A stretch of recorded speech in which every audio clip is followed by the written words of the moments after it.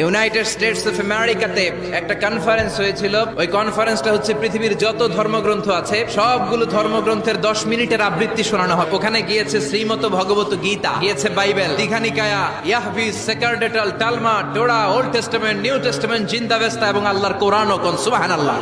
এই কনফারেন্সের উদ্দেশ্য হচ্ছে এইটা চেক করা কোন বইয়ের আবৃত্তিটা বেশি সুন্দর লাগে। 10 মিনিট করে সময়, বিচারকের সামনে দুইটা বাটন, একটা সবুজ বাতি একটা লাল বাতি। সবুজ বাতিতে চাপ দিলে আবৃত্তি শুরু, রেড বাটনে চাপলে আবৃত্তি শেষ। প্রথমে ডাকা হয়েছে শ্রীমত ভগবত গীতা, 10 মিনিট পড়েছে, পড়ার পরে বিচারক রেড বাটনে প্রেস করেছে, সময় শেষ, নেমে গিয়েছে। এরপরে ডাকা হলো দশাতীর, এরপরে ডাকা হলো গ্রন্থ সাহেব, পড়লো জিন্দাবেস্তা, পড়লো 10 মিনিট। সর্বশেষে মুসলমানদের ধর্মগ্রন্থ কোরআন আবৃত্তি করার জন্য ডাকা হয়েছে।